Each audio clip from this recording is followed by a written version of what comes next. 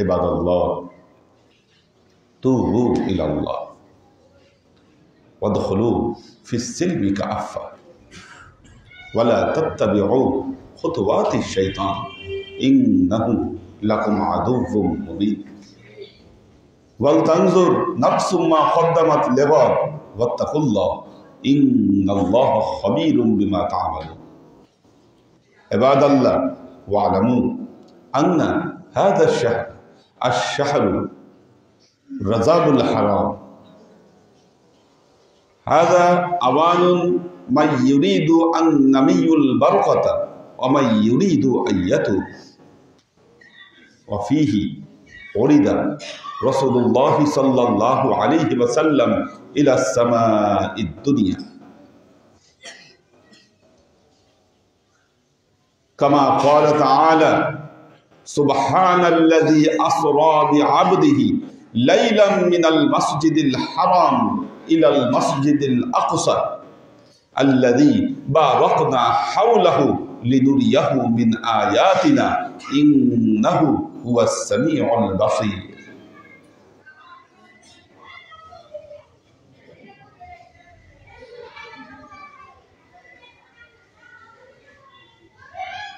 وقال تعالى والنجم إذا هوى ما ضل صاحبكم وما غوى وما ينطق عن الهوى إن هو إلا وحي يوحى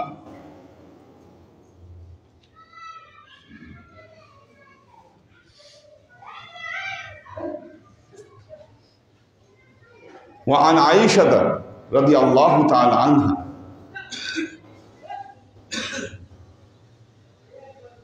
قالت ما فقدت جسد رسول الله صلى الله عليه وسلم في ليلة المعراج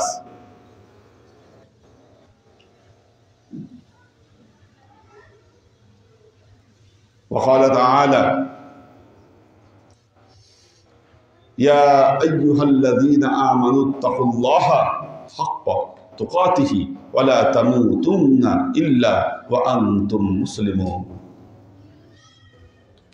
উপস্থিত আল্লাহর আশিক ও সালেক বৃন্দ, সর্ববিধ উত্তম প্রশস্তি জ্ঞাপন করছি সে আল্লাহ পাকের নিমিত্তে, যিনি পবিত্র মাহে রজব মাসে উপনীত হবার তৌফিক আমাদেরকে দান করেছেন।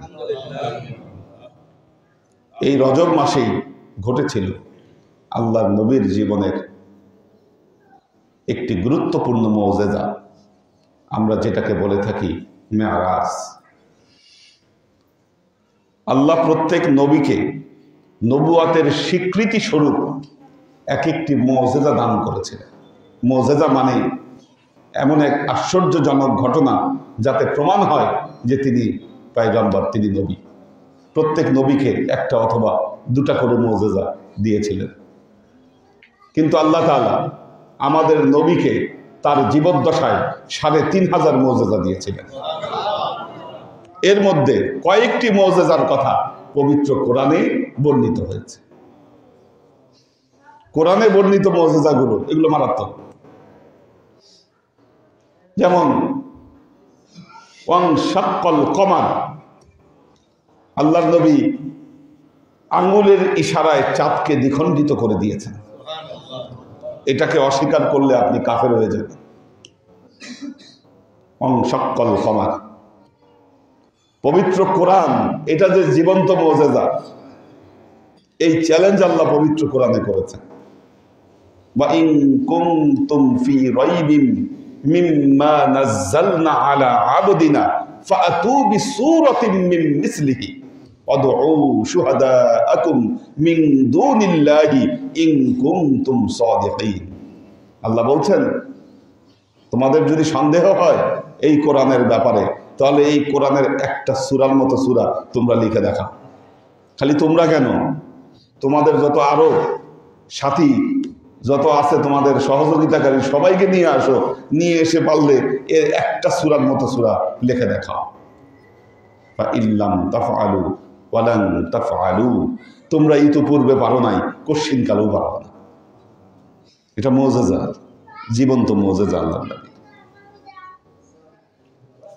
ওয়া ইন্নী মুমিদ্দুকুম বিআলফিন মিনাল মালাইকাতি মুরদিফিন।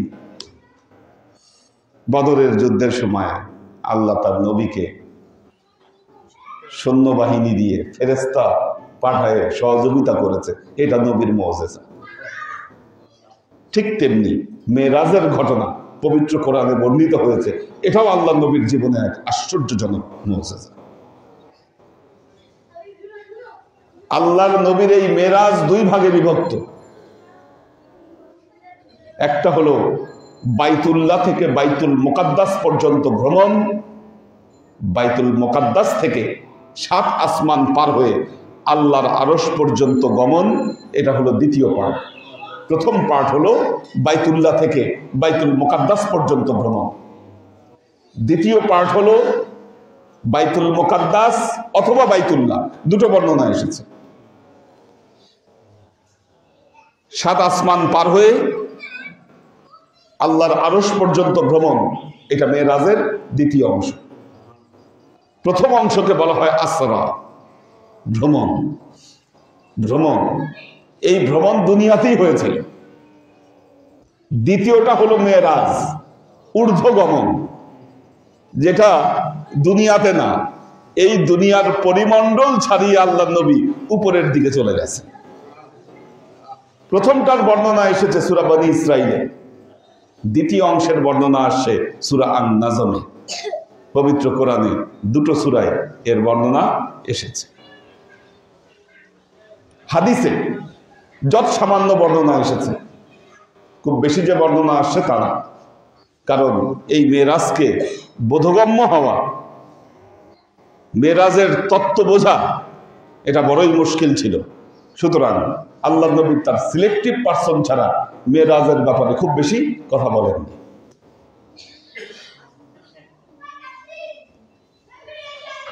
আল্লাহ পবিত্র কোরআনে বর্ণনা করছেন, সুবহানাল্লাযী আসরা বিআবদিহি লাইলাম মিনাল মাসজিদিল হারাম ইলাল মাসজিদিল আকসাল্লাযী বারাকনা হাওলাহু লিনুরিয়াহু মিন আয়াতিনা ইন্নাহু হুয়াস সামিউল বাসীর।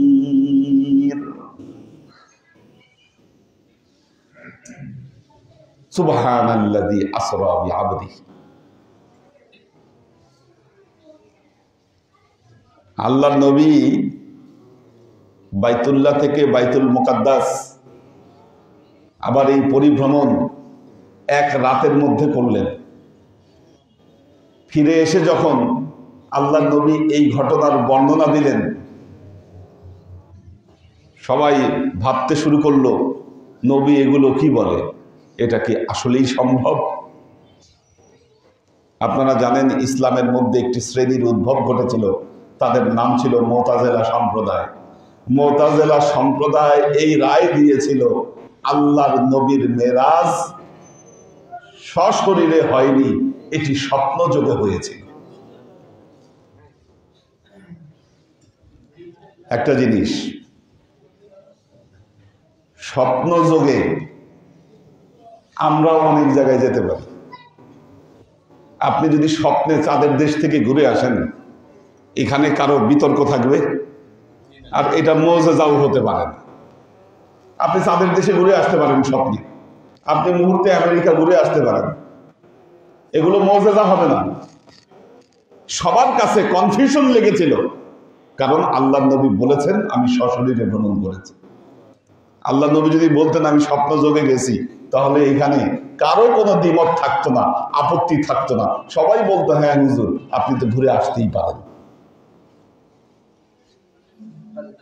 সুতরাং আল্লাহ নবী যেহেতু বলেছেন আমি সশরীরে মেরাজে গিয়েছি, এই জন্য এই মেরাজ নিয়ে বিতর্ক হয়েছে, ঈমান হানির মতো ঘটনা ঘটেছে। আল্লাহর আশিক সালেক বৃন্দ, সূরা বনী ইসরাঈলের শুরুতেই আল্লাহ বলছেন সুবহানাল্লাযী, আল্লাহ পবিত্র কোরআনে এই কথাটা তখনই বলেছেন যখন কোন আশ্চর্যজনক ঘটনা আল্লাহ ঘটিয়েছেন। সুবহানা মান খালাকাস সামাওয়াতি ওয়াল আরদ, সেই আল্লাহর পবিত্রতা যিনি আসমান এবং জমিন সৃষ্টি করেছেন। এটা তো চারটিখানি কথা ছিল না, আসমান এবং জমিন সৃষ্টি করা। কি আল্লাহ সেখানে সুবহানা শব্দটি ব্যবহার করেছেন।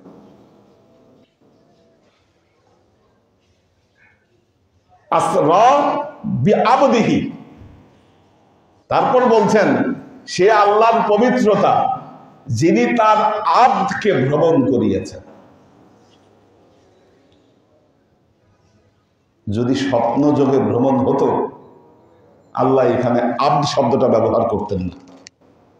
আব্দ ওই সত্তাকে বলা হয় যার রুহু, জাসাদ, জ্ঞান, বুদ্ধি সবকিছু ঠিক আছে, সেই হলো আব্দ। একজন মানুষ যখন নাবালক থাকে তার উপর শরীয়ত প্রযোজ্য হয় না, তাকেও আব্দ বলতে পারবেন না। কোনো মানুষ যদি পাগল হয়ে যায়, পাগল হলে কিন্তু শরীয়ত নাই, শরীয়তের বিধান প্রযোজ্য না তার উপর, তাকেও আব্দ বলা যাবে না। আব্দুল হলো বান্দা, গোলাম, যার বুদ্ধি ঠিক আছে, যার শরীর ঠিক আছে, অস্তিত্ব ঠিক আছে। অনস্তিত্ব কোনো কিছু আব্দ হতে পারে না। কাজেই আল্লাহ এখানে যে আব্দুন শব্দটি ব্যবহার করেছেন এটাই প্রমাণ করে মেরাজ হয়েছিল নবীর সশরীরে। আর মেরাজ পুরোটাই সায়েন্স, পুরোটাই সায়েন্স। মেরাজের ঘটনা যেভাবে এসেছে, কিছু বিষয় আমাদের সতর্কতা অবলম্বন করা উচিত। মেরাজের কাহিনী যখন আমরা বলি, হ্যাঁ কিছু রেওয়ায়েতে আসছে, রেওয়ায়েতে আসলেই বলা যাবে না। আমাদের একটা রেওয়ায়েত খুব প্রচলিত, আল্লাহর নবী ওই রাতে উম্মে হানির ঘরে ছিলেন। দেখবেন এই কথাটা খুব প্রচলিত, হু ইজ উম্মে হানি। আমরা অনেকেই জানি না, কিন্তু বাজারে মেরে দিচ্ছি আল্লাহ নবী উম্মে হানির ঘরে ছিল। নাউজুবিল্লাহ। উম্মে হানিকে বলা হয়, মানে পাশ্চাত্য যারা নাস্তিক তারা এই কথাটা প্রচলিত করতে চায় যে উম্মে হানি আল্লাহর নবীর কথিত প্রেমিকা ছিলেন। নাউজুবিল্লাহ। বর্ণনাটা কোন পর্যন্ত যায় আপনি চিন্তা করেন। পরবর্তীতে তিনি ঈমান এনেছিলেন উম্মে হানি, আল্লাহ নবীর সাথে ওনার বিয়ে হয়নি। কিন্তু এখন আপনি যদি বলেন মেরাজের রাতে আল্লাহ নবী উম্মে হানির ঘরে ছিল, এটার অর্থটা কি দাঁড়ায়? হাদিসে আসছে বলি আমরা এটাকে আমরা মুখ দিয়ে বলতে পারি না। বুখারী মুসলিমের বর্ণনায় এটা আসে না। বুখারীর বর্ণনায় আসছে আল্লাহ নবী ওই দিন হাতিমে শুয়েছিলেন। ওয়া আনা ফিল হাতিম, বুখারীর বর্ণনা খুলে দেখেন।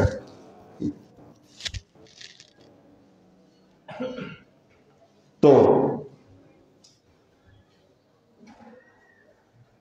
তখন কি করলেন? জিবরাইল আমিন এসে উপস্থিত, আল্লাহ নবীকে ধরলেন, বুক থেকে নাভি পর্যন্ত চিরে ফেললেন, ভেতরের যা কিছু আছে সবকিছু বের করলেন, সেটাকে ধৌত করলেন, একটা পাত্রের মধ্যে রেখে আবার সেটাকে যথাস্থানে বসিয়ে দিলেন। 1450 বছর আগে এই কাহিনী যখন মানুষ শুনেছে, আপনারা দেখেন 1450 বছর আগে যেখানে কেউ অপারেশন করতে পারতো না, এই কথা যখন শুনেছে মানুষ মাথায় হাত দিছে, বলে কি এটা কি সম্ভব? একটা মানুষের বুক থেকে কি নাভি পর্যন্ত চিরে ফেললো, সবকিছু ধুয়ে আবার ভেতরে লাগে জায়গাটা সেট করে দিল, এটা কি সম্ভব? এটা পসিবল না।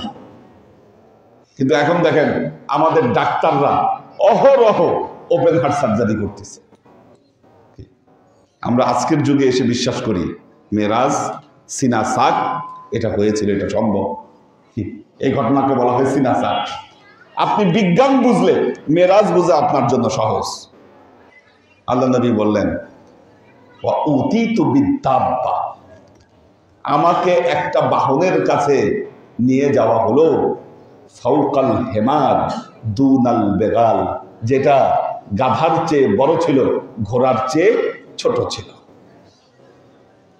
অওয়াল বুরাক, এই বাহনের নাম ছিল বুরাক। প্রথমে বুরাক শব্দে আসে। বুরাক শব্দের অর্থ হলো বিদ্যুৎ আলো। আকাশে বিদ্যুৎ চমকায়, ইয়াকাদুল বারকু ইয়াখতাফু আবসারাহুম, আল্লাহ বলতেছে বিদ্যুতের চমক তাদের চোখের দৃষ্টিকে নিয়ে যায়। আকাশে বিদ্যুৎ চমকায়, এটাকে বলে বার্ক। এই বার্ক থেকে বোরা,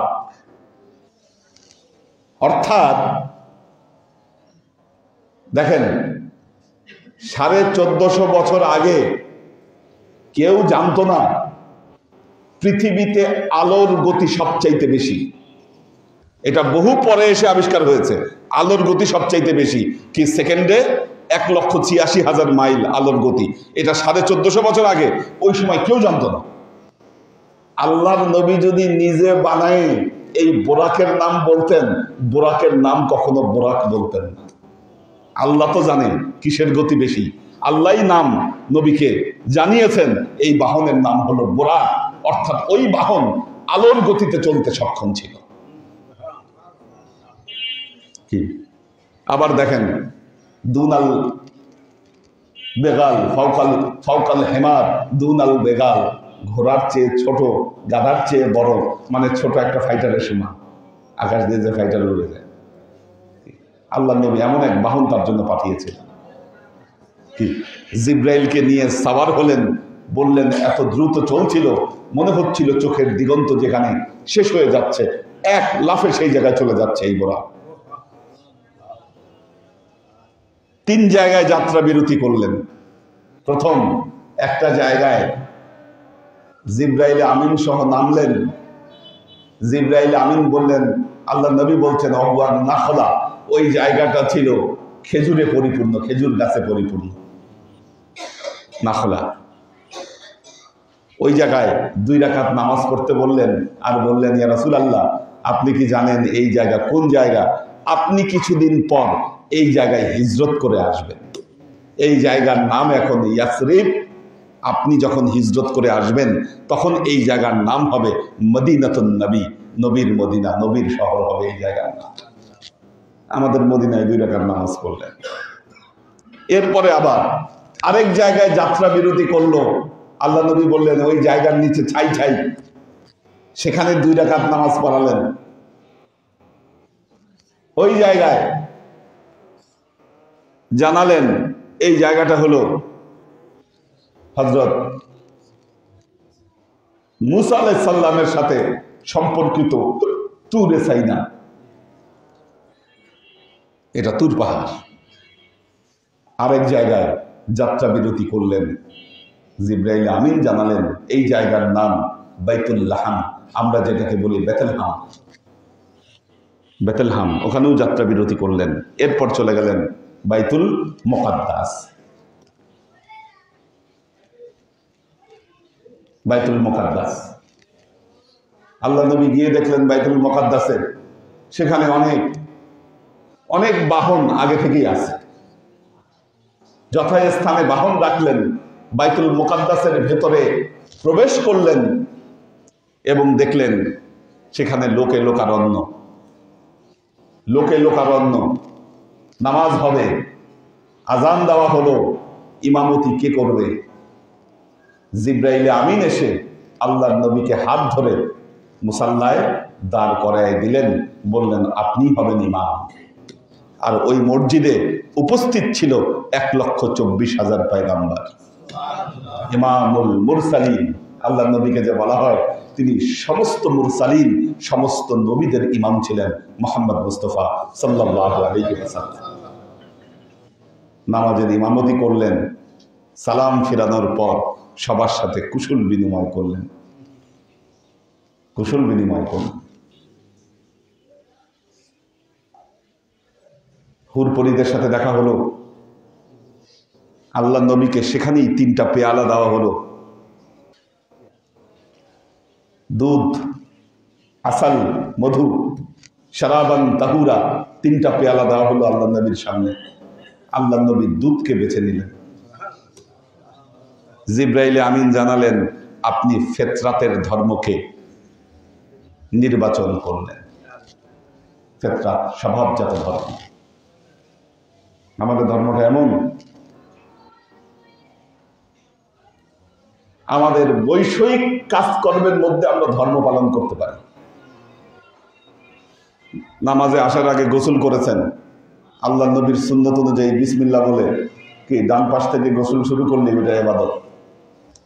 গিয়ে খাইতে বসবেন, বিসমিল্লাহ বলে ডান হাত দিয়ে খাওয়া শুরু করেন, ওই খাওয়া হবে আপনার ইবাদত। ঘুমাবেন, বিসমিল্লাহ বলে ডান কাত হয়ে শুয়ে ঘুম দেন, এটা হবে আপনার জন্য ইবাদত। আমাদের সব কাজ ইবাদত হতে পারে, পুরো জীবনটাই ইবাদত। এটাই হলো ফিতরাত। এরপর ঊর্ধ্বগমন। আল্লাহ নবী যখন মেরাজ থেকে ফিরে এসে মেরাজের ঘটনা বর্ণনা করলেন, বললেন আমি বাইতুল মুকাদ্দাস গিয়েছি। মক্কার কুরাইশরা, কাফেররা বলতে থাকলো যে এটা তো সম্ভবই না, এটা সম্ভবই না। যারা দীর্ঘদিন বাইতুল মুকাদ্দাসে ছিল এখন বলতেছে এখনই প্রমাণ হয়ে যাবে সে মিথ্যা কথা বলেছে। বাইতুল মুকাদ্দাসে যারা ছিল তাদেরকে ডেকে আনতে পাঠিয়েছে আবু জেহেল, যে আসলে প্রমাণ হয়ে যাবে যে সে মিথ্যা বলেছে। এখন আল্লাহর নবী রাতে বেলায় জিব্রাইলে আমিন তাকে বাইতুল মুকাদ্দাস নিয়ে আসছে। আল্লাহ নবী এসে দেখছেন এখানে 1,24,000 পয়গম্বর নামাজ পড়লেন। নবী তো আর খেয়াল করেন নাই বাইতুল মুকাদ্দাসের কয়টা জানালা আছে, কয়টা দরজা আছে, গম্বুজ কি রকম, এটা দেখতে তো যান না। এখন মক্কার ওই কাফের কুরাইশরা এসে আল্লাহ নবীকে এগুলা প্রশ্ন করা শুরু করছে, দরজা কয়টা, জানালা কয়টা। বুখারীর বর্ণনায় আসে আল্লাহ নবী বলতেছেন আনা ফিল হাজার, কি আমি হাজরে আসওয়াদের কাছে দাঁড়িয়ে আছি। ফাজাল্লাল্লাহু তাআলা লি বাইতুল মুকাদ্দাস, আল্লাহ আমার সামনে বাইতুল মুকাদ্দাসের তাজাল্লি উন্মুক্ত করে দিলেন, আমি দেখতে পাচ্ছি। আমার সামনে বাইতুল মুকাদ্দাসকে এনে হাজির করলেন, আমি দেখে দেখে সব তাদের উত্তর বলে দিলাম কোথায় কি আছে।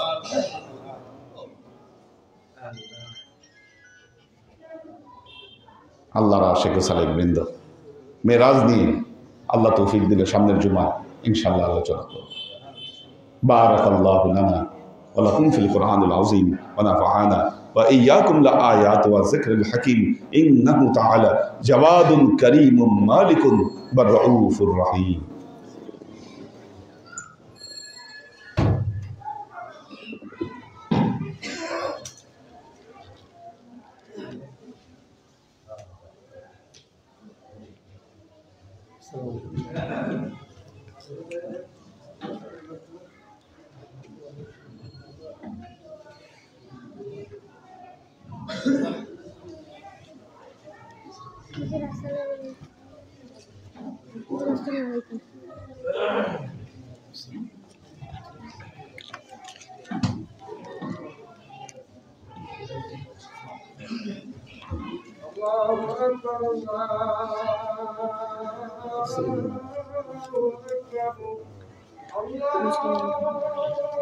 দাদা দাদি নানার জন্য দোয়া করবেন, আর ওনাদের জন্য আজকে খাবার দেবো।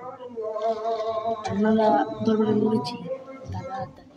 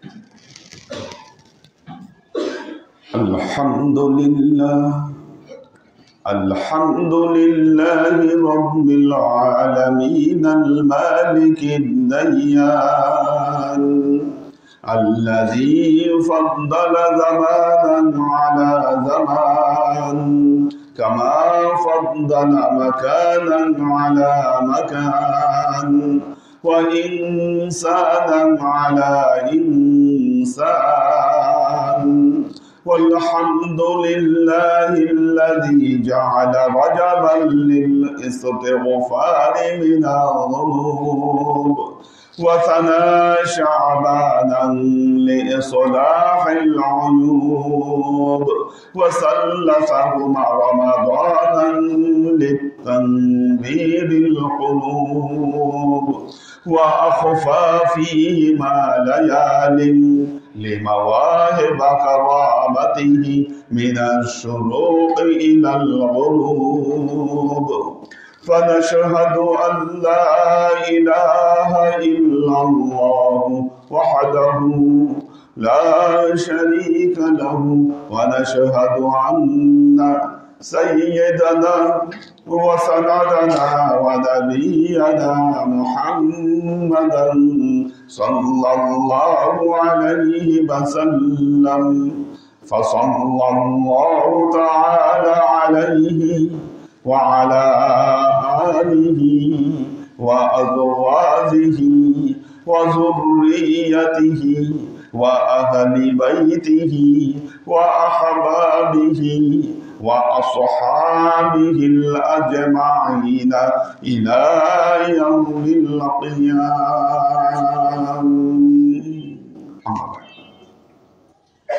عباد الله توبوا إلى الله وادخلوا في السلم كافة ولا تتبعوا خطوات الشيطان إنه لكم عدو مبين ولتنظر نفس ما قدمت لغد واتقوا الله إن الله خبير بما تعملون.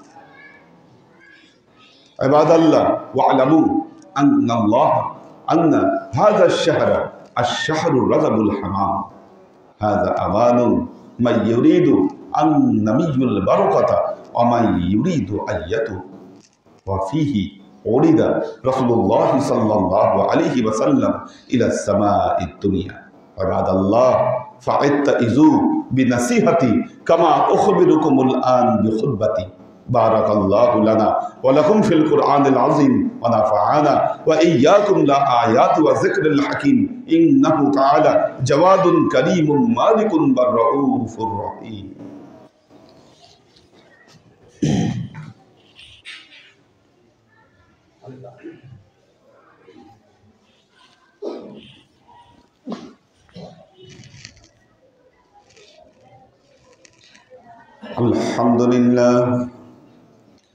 الحمد لله نحمده ونستعينه ونستغفره ونؤمن به ونتوكل عليه ونعوذ بالله من شرور أنفسنا ومن سيئات أعمالنا من يهد الله فهو المهتدي ومن يضلل فلن تجد له وليا مرشدا فنشهد أن لا إله إلا الله وحده لا شريك له ونشهد أن سيدنا وسندنا ونبينا محمدا صلى الله عليه وسلم الذي أرسله الله بالحق بشيرا ونذيرا وداعيا إلى الله بإذنه وسراجا منيرا.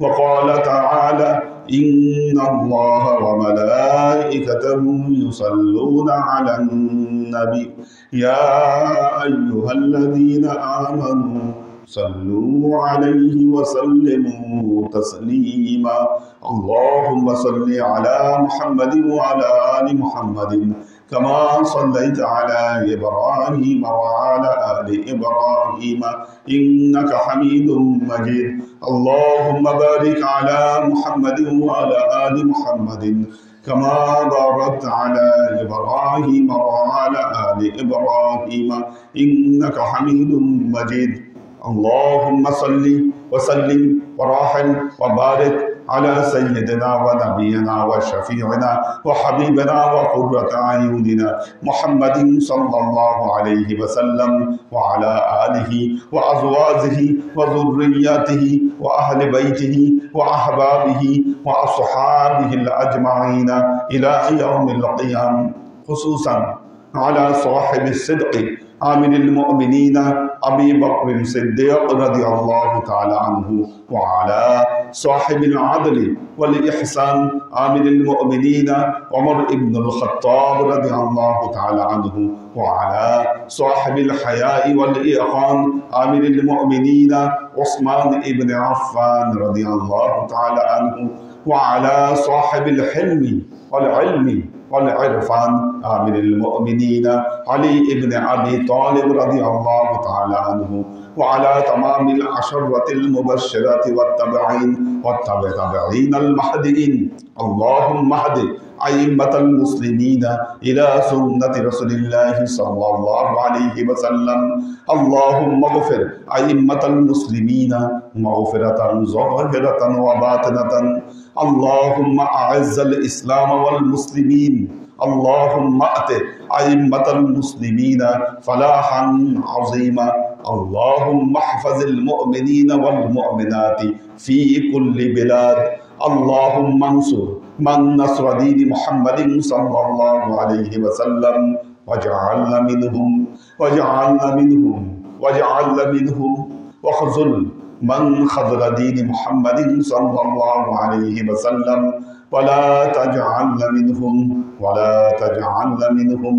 ولا تجعلنا منهم تعدلوا عباد الله رحمكم الله إن الله يأمركم بالعدل والإحسان وإيتاء ذي القربى وينهى عن الفحشاء والمنكر والبغي يعظكم لعلكم تذكرون فاذكروني أذكركم واشكروا لي ولا تكفرون